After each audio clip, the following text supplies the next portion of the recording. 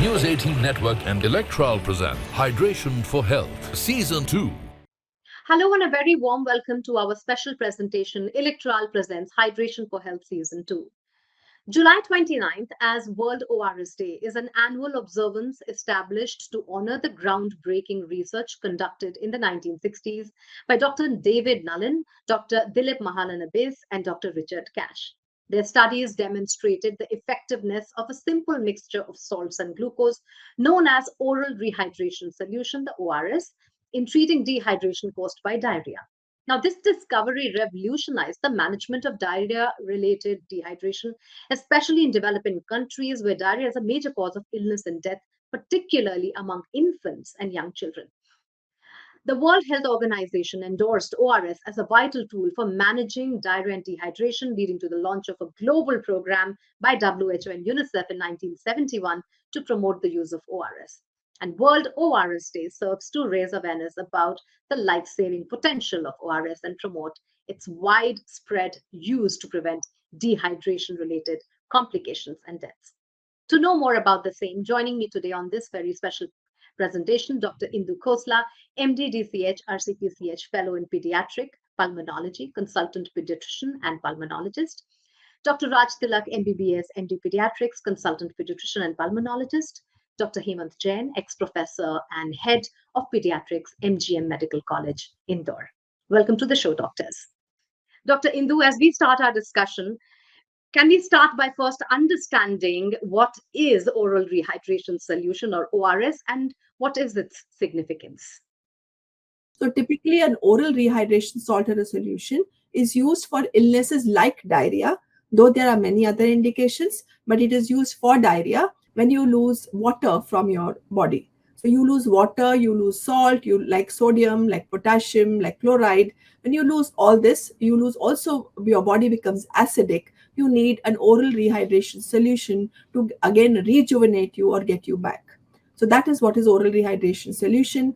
The composition of this oral rehydration solution, it contains sodium, it contains potassium, it contains chloride, it contains glucose, and it contains something called as sodium citrate to get back the acidic balance in the body.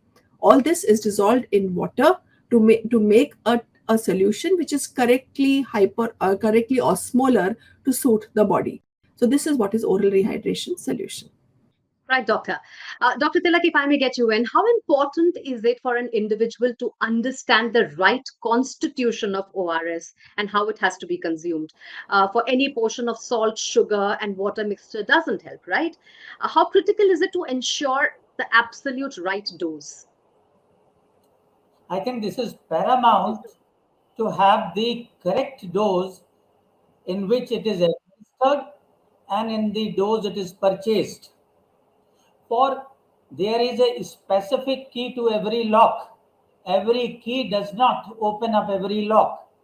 So there can be other misleading brands also in the market, but one which is specified by World Health Organization as insignia, which WHO written on the packet is only the correct proportion of the ingredients which Dr. Indu just spelled, and it is only the correct proportion of these salts which ultimately give you the desired results. If the composition of salts or its dilution is not appropriate to your needs during the disease condition, instead of rehydrating, it may even dehydrate you and take away further water from your body and make the situation worse. So the correct composition is very, very necessary. It needs to be purchased with the specification of WHO ORS. And there are two types of packets available in the market. One, which is large in size, need to be dissolved in 1 liter of clear fluid, clear water, which is wholesome and hygienic, while the small pack is meant for dissolution in 200 ml, that is about 1 glass of water. And then there is a third combination also present where it is ready to drink, already prepared in a Tetra pack available to you. So take any of these and not one which does not contain the insignia of World Health Organization. Dr. Jen, if I go to now the usage of ORS, what are the various causes leading to dehydration and how ORS acts on it? The commonest cause of dehydration is second to diarrhea, which is one of the commonest cause of mortality in India. It's the third common cause of mortality under 5 years of age, and the second important cause of mortality worldwide. And India has got more than 60% cases of diarrhea deaths in, if you take it as globally. And the standard WHO ORS was started globally by WHO in year 1980, and the low osmolality WHO formula was started in 2003, and this was helpful in reducing both the severity and the loss of solute, and it reduced vomiting. So this is now what WHO is recommending now, and has been responsible for death rate which has reduced almost by 97% secondary to diarrhea. So all credit goes to this wonderful drug, which is a life-saving drug, and it goes by the name of ORS. So the diarrhea remains as one of the commonest cause. The second common cause of dehydration, which we see in our day-to-day practice, is secondary to high-grade fever. And each degree of fever more than 38 degrees centigrade requires 10% more fluid intake. So it's not only the loss of fluid which occurs secondary to sweating from the skin, which also loses water as well as solute, but it also causes a decrease in the intake. And these two things compound to cause dehydration. And if we don't treat this dehydration by oral fluid like ORS, it's going to compound the injury in the body. And therefore, use of ORS as early as possible, either an ORS or a homemade remedy, are two important things in reducing the burden of dehydration in a febrile illness. The third common condition will be vomiting, which causes a lot of fluid and electrolytes from the body. And the fourth will be some miscellaneous causes like, say, burn, which again causes of, because of breach of the skin, it leads to loss of fluid from the body. So these are the four common causes in which ORS, if used judiciously at the right time, in a right proportion, will be life-saving in these conditions. If I may add Right. something here. Yeah, ma'am, go ahead. I would think that children, when they fall sick, they become, they generally do not consume anything. It's very difficult to feed a sick child. So any child who's very sick, whose consumption has gone down, and that is a very common indication where we can rehydrate these children orally. So the aim here is to rehydrate them orally rather than getting them through the intravenous route, which has its own complications, and it requires hospitalizations. As rightly pointed out by Dr. Hemant, that India still has a large number of diarrheal deaths. In fact, it is the third common cause of under 5 mortality in the country even today. Though we have come a long way, we still have a long way to go. And about 10% of children today still die with diarrheal deaths. And a survey carried out recently showed that only about 40 to 50% of children who have diarrhea actually consume ORS.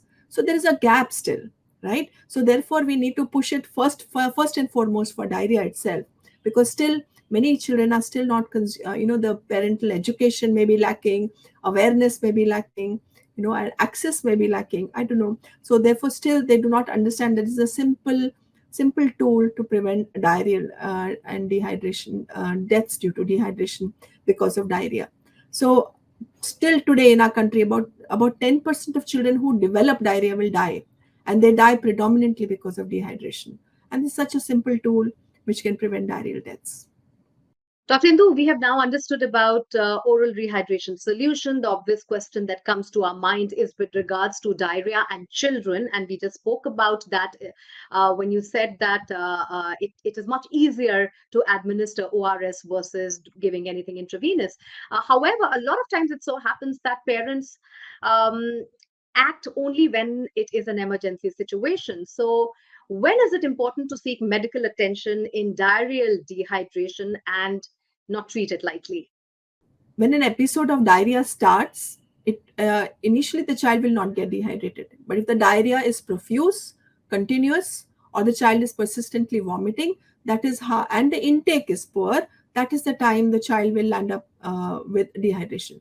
So I would think that any child who gets diarrhea initially should be put onto ORS so as to prevent the level of dehydration.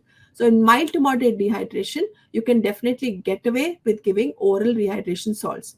But if the child is vomiting, if the child's consumption is very, very poor, even if you try to give ORS and the child is not taking it. Thirdly, if the child is having altered sensorium, when I say altered sensorium, that the child is not conscious enough to take orally. And therefore, if you give a child who is not conscious, he may actually vomit more and it may go into his lungs, which is called as aspiration, which can make things worse. A child who is totally obtunded, who is hemodynamically not stable, meaning thereby his pulses are weak and he's in a shock-like state. That occurs in diarrheas like cholera or severe diarrhea or rapid dehydration. Now, these are kids where we cannot give ORS and we need to definitely take them to a hospital for examination and probably administration of IV fluids. We may have children who have other pathologies, like, say, where their intestines are blocked. So, even if these children take orally, they will either vomit or they will not consume it. So, these are kids, again, we need to keep in hospitals for IV fluids and administration. Anywhere where the parents are not literate enough, not educated enough, and we cannot depend upon them to take care of the child who's having persistent diarrhea. Again, I would say that this child may be given ORS, but in a supervised situation in a hospital. It has been found in various studies that children from lower socioeconomic strata, children where there are multiple children in the house, these are kids who have more likelihood of complications. Children with severe infective diarrhea.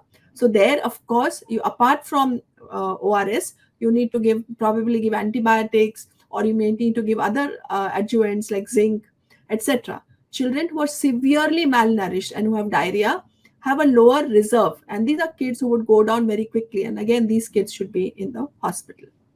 Dr. Tilak, if I may come to you now, ORS is synonymous with diarrhea mostly because of how it was pushed in developing countries. But can you share any success stories or real life examples to tell our audience how is it a lifesaver in all forms of dehydration and not just diarrhea? Let me answer you by saying that ORS is a definite solution for development of dehydration in the body. And the dehydration is actual threat. Now, dehydration means actually loss of fluid from the body, which can be from various portals. It can be through vomiting, it can be in loose motions, it can be through sweats. And in sweating, you may come across situations wherein you are exposed to high heat, like heat stress, heat hyperthermia. And then there can also be a situation where you have paucity of fluid. That means you have dehydration inside your blood vessels. But the fluid might have shifted to the other parts of the body where it is actually not required. So this is a strange situation where you are not losing fluid outside the body, but inside the body there is a dehydration that exists. And the very valid example in this season is dengue fever, where there is third space shift of the fluid.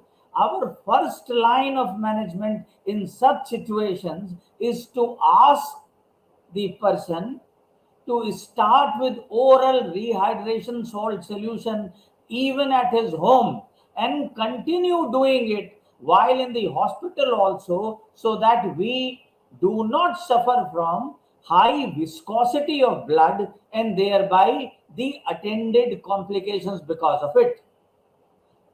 Dengue patients are saved in large numbers by use of oral rehydration solution to begin with as soon as the process is diagnosed to be dengue, even in anticipation of what can happen to this child in later times.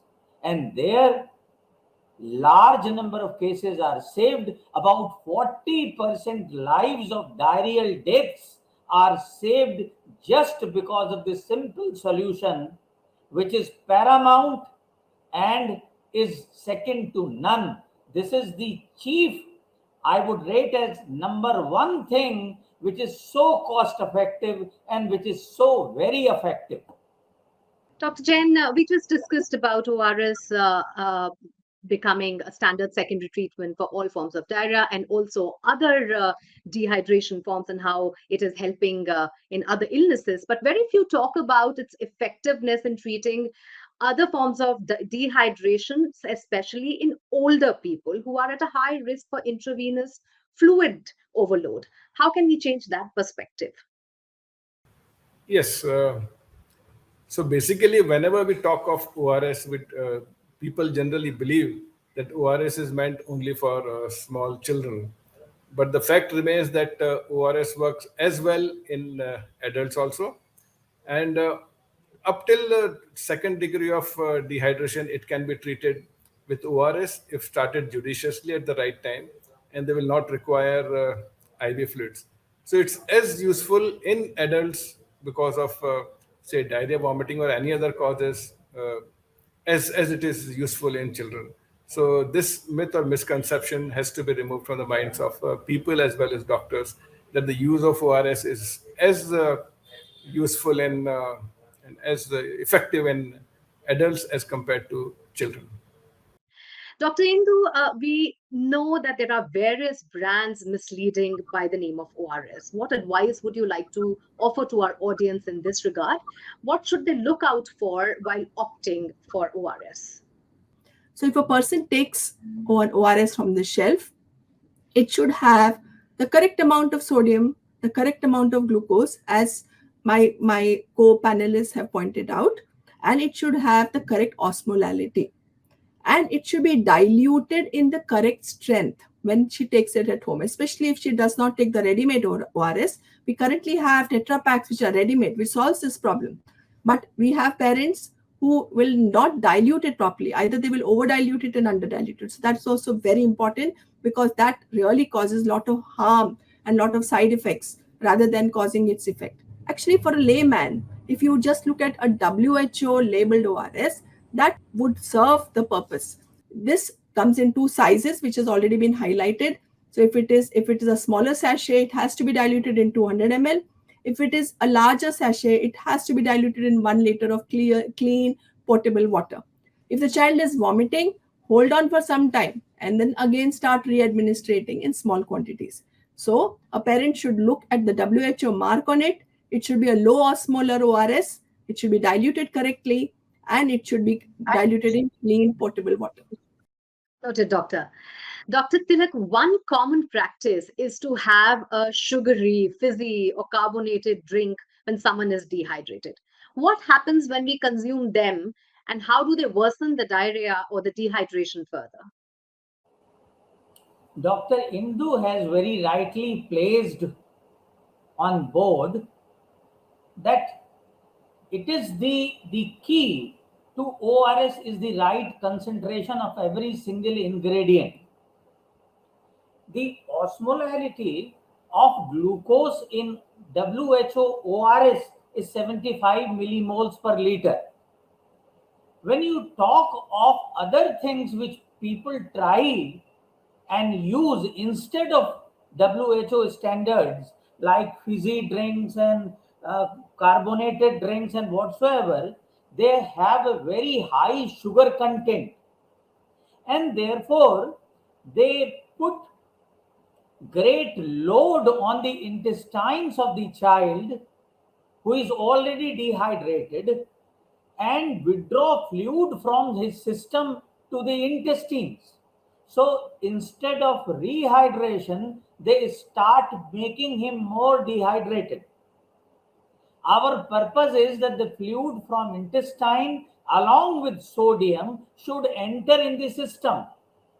While these drinks that you have specified would bring fluid from the system back to the intestines and make the diarrhea worse.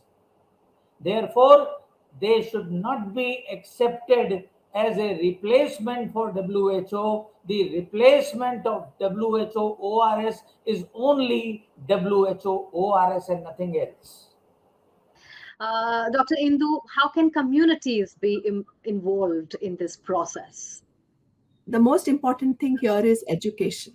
Okay, the first is educating the mother, and then of course awareness in the society, in the environment. So this education is the must. So a family and there are studies to show if the mom is educated, the mortality of children is much lower. So education is the most important thing here. Then we must create awareness in the society at large. So it could be with channels like you, like you're doing right now, which again reaches out to the masses to tell them about education about ORS. At hospitals, we can actually make pamphlets, and while as doctors we counsel each patient, that is also giving education to the parent, to the family. And then this is how in the environment we can spread awareness. Of course, the media, WhatsApp, it could be any electronic media, is a very good source. Today everybody is on WhatsApp. So if we make if a pamphlet or if a note, something like an information is percolated through WhatsApp about simple use of ORS and when to use it, it really will go even up to Leh Ladakh and right up to Jammu Kashmir and down south to the tip of our country, Kerala. So that's how quickly it percolates. So we have to use all these medium, the television, and I think you guys are doing a great job by percolating this information. So education is the key. That's how we can involve the society. Dr. Jain, that brings me to the last question, that how can communities and individuals be empowered to recognize the signs of dehydration and administer ORS appropriately, especially in resource-constrained settings, and seek timely medical assistance? Okay. So there are three types of dehydration which we encounter in a case of diarrhea. The first and foremost is no dehydration, in which the child has got loose motions, but otherwise is active, playful, is passing urine, has no increased thirst, and the eyes are not sunken. Here, what we have to give is fluid, which is known as a replacement therapy. In the second type of dehydration, which we call it as some dehydration, again ORS helps, and the child can be managed very well in home. And the child in this condition has got, again, if the child becomes irritable, is lethargic, becomes very thirsty, the sunken eyes, and the child has started passing less amount of urine. And we calculate in this age group, if below to 2 years and above the age of 2 years. In below the age of 2 years, we give around 500 ml of ORS in 3 to 4 hours. In the age group above 2 years, we give around 1 liter of fluid in first 3 to 4 hours, this is oral fluid, this is ORS. And this not only corrects the deficit, but also takes care of the replacement. Now, we have to warn the parents that if the child doesn't improve, the child is not taking orally, the child is vomiting, is becoming more lethargic, the urine output has decreased, that the child is going into something which is more serious, and you have to consult a medical practitioner, you have to get the child admitted. And in the severe type of dehydration, in which the child becomes more unconscious, the child's urine output decreases further, the limbs become cold and clammy, there's tachycardia, the heart rate increases. This is the condition when we get severe dehydration, the child requires IV fluids. But again, very important point is not just dehydration which we have to correct. Emphasis should also be given on the nutritional aspect. And in any child who is less than 6 months or 6 months old and who has got diarrhea and is on breastfeeding, the breastfeeding should continue. Nutrition not only improves the overall condition of the child, but nutrients are important to fight against diarrhea. And it also gives a lot of fluid which is in an aseptic condition. Any drink which contains a lot of sugar, which contains a lot of sorbitol, because this further increases the volume of the stool. And so Other than this, what is more important, we have to tell the community that it is important now to give rotaviral vaccine, which is available in most of the government setup. And this, if the child has received the full dose of rotaviral vaccine, it prevents admission and death. And another important vaccine which has to be given is measles, which is again a very important complication of measles will be gastroenteritis. And with that, it's a wrap. Thank you for joining us on this special presentation, Electral presents Hydration for Health Season 2. Today, we delved into the significance of oral rehydration solution and its life-saving potential in treating dehydration caused by various factors, including diarrhea. We had the privilege of hearing insights from esteemed experts, Dr. Indu Khosla, Dr. Raj Tilak, and Dr. Hemant Jain, who shed light on the importance of understanding ORS's composition, its role in combating dehydration, when to seek medical attention, and its effectiveness beyond diarrhea. Thank you, doctors, for your valuable time and all those insights. As we conclude this episode, let us remember the importance of ORS in preventing dehydration related complications and strive to spread awareness and access to this life saving solution. Thank you for being with us, and we look forward to bringing you more insights in the future.